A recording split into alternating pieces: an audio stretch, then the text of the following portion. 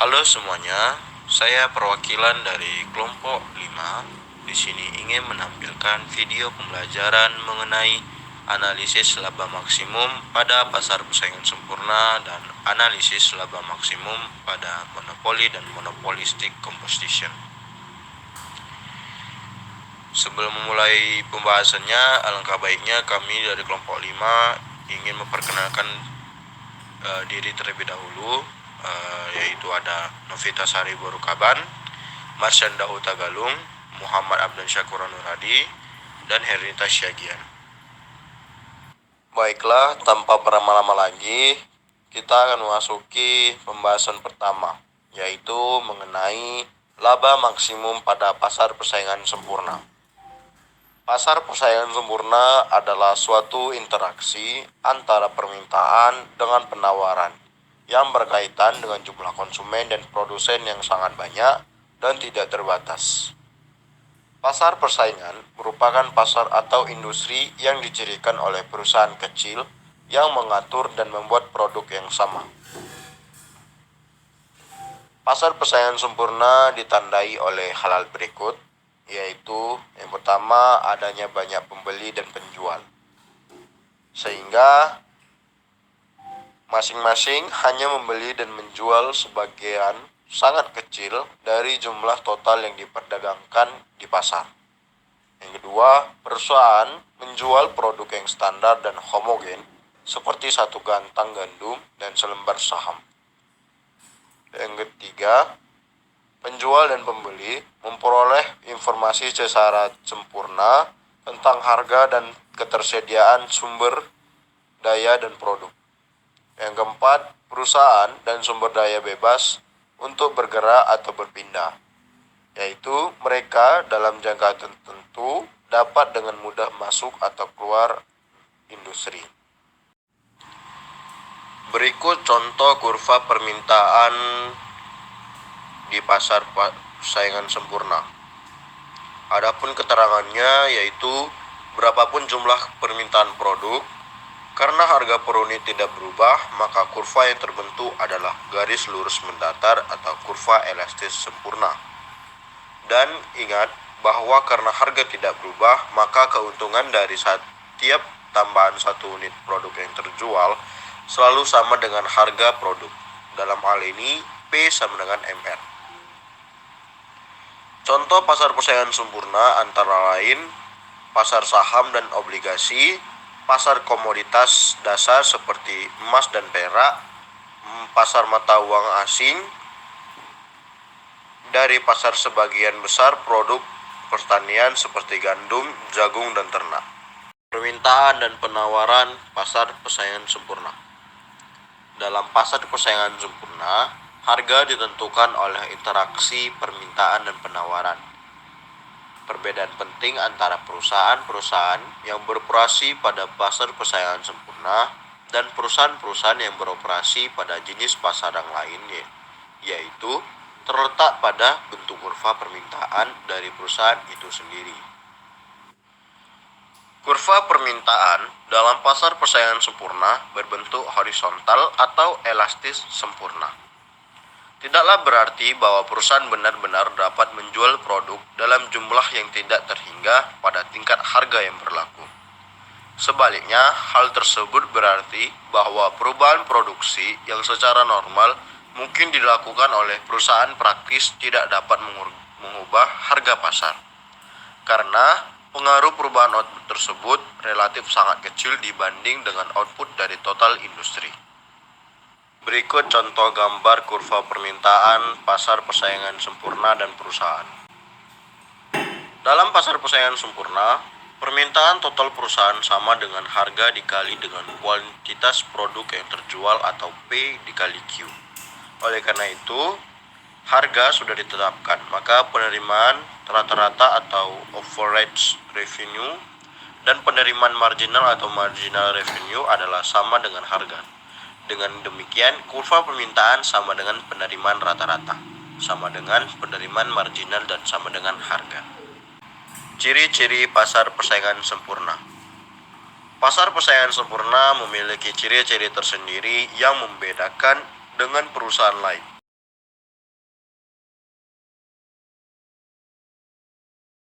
Adapun ciri-cirinya yaitu pertama, jumlah penjual dan pembeli banyak. Jumlah produsen dan konsumen dalam pasar sangat banyak, sehingga kemampuan setiap produsen dan konsumen dalam pasar sangat kecil dan bahkan tidak dapat mempengaruhi pasar. Yang kedua, produk yang homogen. Yang dimaksud dengan produk homogen adalah produk yang mampu memberikan kepuasan kepada konsumen tanpa mengetahui siapa produsennya. Jadi, konsumen tidak membeli merek produk tetapi membeli kegunaan barang atau jasa. Yang ketiga, penyebaran informasi yang sempurna. Para pelaku pasar atau produsen dan konsumen memiliki pengetahuan yang sempurna tentang harga dan kualitas yang produk yang dijual. Yang keempat, produsen dan konsumen menerima harga. Konsekuensi dari banyaknya produsen dan konsumen dalam pasar, maka baik produsen maupun konsumen tidak dapat mempengaruhi harga pasar. Jadi, produsen dan konsumen hanya dapat menyesuaikan diri dengan harga pasar yang ada atau penerima harga atau price taker. Yang terakhir, bebas keluar masuk pasar. Dalam pasar persaingan sempurna, masing-masing penjual dan pembeli bebas untuk melakukan atau tidak melakukan aktivitas jual beli. Apabila seorang penjual tidak dalam melakukan aktivitas jual beli, tidak akan mengakibatkan naiknya harga produk di pasar, karena jumlah produk yang dijual oleh penjual tersebut relatif sangat kecil dibanding hasil penjualan marginal rata-rata dan total hasil penjualan rata-rata. Kurva permintaan pada dasarnya digambarkan dengan tujuan untuk menjelaskan tentang jumlah permintaan terhadap suatu barang pada berbagai tingkat harga. Dalam menganalisis kegiatan perusahaan, menunjukkan pula hasil penjualan rata-rata yang diterima produsen pada berbagai tingkat produksinya. Untuk suatu perusahaan dalam pasar persaingan sempurna, hasil penjualan rata-rata atau ER adalah seperti yang ditunjukkan pada gambar di bawah ini. A. Hasil penjualan marginal. Satu konsep atau istilah mengenai hasil penjualan yang sangat penting untuk diketahui dalam analisis penentuan harga dan produksi oleh suatu perusahaan adalah pengertian hasil penjualan marginal atau MR, yaitu tambahan hasil penjualan yang diperoleh perusahaan dari menjual satu unit lagi barang yang diproduksinya. B. Hasil penjualan total. Seluruh jumlah pendapatan diterima perusahaan dari menjual barang yang diproduksinya dinamakan hasil penjualan total atau total revenue. Telah diterangkan bahwa dalam pasar persaingan sempurna, harga tidak akan berubah walau bagaimanapun banyaknya jumlah barang yang dijual perusahaan. Ini menyebabkan kurva penjualan total atau TR adalah berbentuk garis lurus. C. Pemaksimuman keuntungan jangka pendek. Dalam analisis jangka pendek, memaksimalisi keuntungan perusahaan yang ada di pasar persaingan sempurna dapat ditunjukkan dengan dua cara, yaitu yang pertama membandingkan hasil penjualan total dengan biaya total dengan cara ini. Keuntungan maksimal dapat tercapai apabila perbedaan nilai antara penjualan total dengan biaya total yang PA2. Yang kedua, menunjukkan keadaan di mana hasil penjualan marginal sama dengan biaya marginal. Memaksimalisi laba dengan cara ini dilihat dari kondisi di mana biaya marginal atau MC sama dengan keuntungan marginal MR atau MR sama dengan MC. Untuk kondisi ini, keuntungan dirumuskan dengan tambahan untung sama dengan tambahan penjualan total dikurang tambahan biaya. Berikut contoh dari menentukan keuntungan maksimum dengan kurva biaya dan penjualan marginal. Dalam jangka pendek, terdapat 4 kemungkinan dalam corak keuntungan atau kerugian perusahaan atau keadaan keseimbangan perusahaan, yaitu yang pertama mendapatkan untung luar biasa atau untung lebih normal, yang kedua mendapatkan untung normal, yang ketiga mengalami kerugian tetapi masih dapat membayar biaya berubah, perusahaan mengalami kerugian tetapi masih dapat beroperasi, yaitu harga adalah lebih rendah dari biaya total rata-rata tapi lebih tinggi dari biaya berubah rata-rata. Dalam keadaan menutup atau membubarkan perusahaan, perusahaan akan menutup usahanya berlaku apabila hasil penjualannya hanyalah sebesar atau kurang dari biaya berubah. Ciri-ciri pasar monopoli. Ciri-ciri pasar monopoli sangat berbeda dengan pasar persaingan sempurna, yaitu ciri pertama adalah hanya terdapat satu perusahaan dalam industri. Sifat ini pada dasarnya sudah jelas dalam pengertian pasar monopoli. Ciri kedua yaitu barang yang dihasilkan tidak memiliki barang pengganti yang mirip. Ciri ketiga yaitu sangat sulit bagi perusahaan lain untuk masuk dalam industri. Ciri ini merupakan sebab utama yang menyebabkan perusahaan memiliki kekuatan monopoli. Ciri keempat yaitu perusahaan adalah penentu harga. Oleh karena perusahaan itu monopoli merupakan satu-satunya perusahaan dalam industri, maka dialah yang menentukan harga atau price maker. Ciri kelima adalah perusahaan tidak perlu melakukan promosi yang gencar. A. Kurva penawaran dan monopoli. Dalam jangka pendek, sebagian dari kurva marginal cost, yaitu bagian dari kurva MC yang terletak di atas kurva biaya variabel rata-rata atau AFC, dapat juga disebut sebagai kurva penawaran dalam pasar persaingan sempurna. Jadi, pada setiap tingkat harga tertentu, maka jumlah barang tertentu akan ditawarkan. Dan apabila terdapat dua tingkat harga, maka masing-masing tingkat harga itu menunjukkan suatu jumlah tertentu pada produk yang ditawarkan dan kedua jumlah tersebut akan berbeda. Berikut contoh gambar.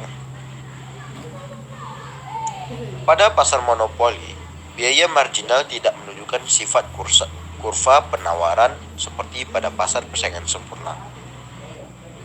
Sebagai bukti, mari kita perhatikan gambar yang di atas. Misalkan pada awalnya, kurva permintaan adalah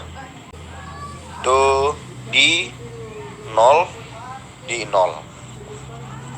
dan marginal revenue adalah MR0, sedangkan marginal cost adalah MC. B. Keuntungan monopoli. Keadaan yang dihadapi oleh suatu perusahaan dalam pasar persaingan sempurna yaitu mendapatkan keuntungan melebihi normal, memperoleh keuntungan normal, rugi namun masih dapat menutupi sebagian biaya tetapnya, dan mengalami kerugian sehingga perusahaan harus ditutup. Keempat kemungkinan tersebut juga berlaku bagi perusahaan monopoli. Misalkan dua perusahaan monopoli yang sama kuat dapat memiliki profitabilitas yang sangat berbeda. Kemampuan perusahaan monopoli meningkatkan harga di atas biaya marginal menunjukkan kekuatan monopoli. Oleh karena itu, profitabilitas mencerminkan selisih antara harga dan biaya rata-rata. Maka laba bukan satu-satunya ukuran dari kekuatan monopoli. C. Mengatur perilaku monopoli. Secara teoritis, terdapat masalah yang dicapai dengan sistem regulasi harga berdasarkan biaya marginal untuk monopoli alamiah berdasarkan definisi. Monopoli alamiah memiliki biaya total rata-rata yang menurun, dan ketika biaya total rata-rata menurun, biaya marginal selalu lebih kecil dari biaya total rata-rata. Karakteristik pasar persaingan monopolistik.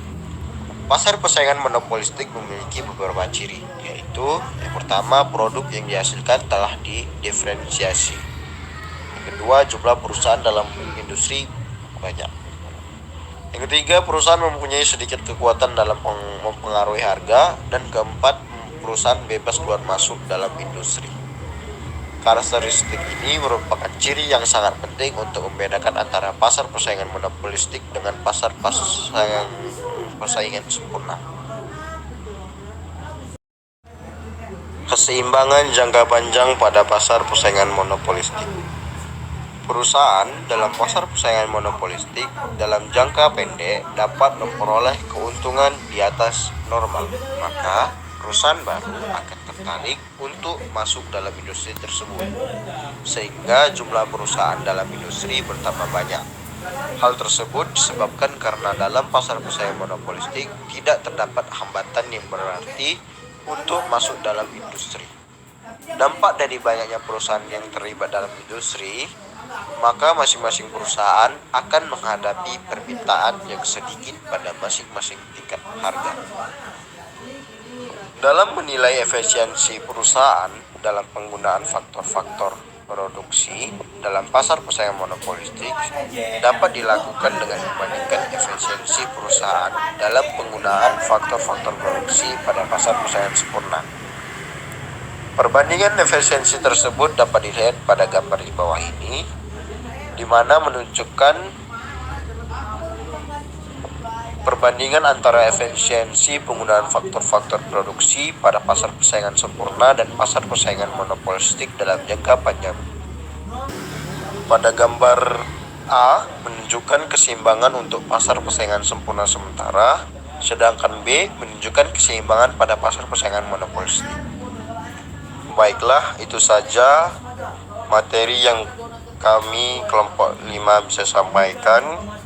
Lebih dan kurangnya kami meminta maaf. Terima kasih.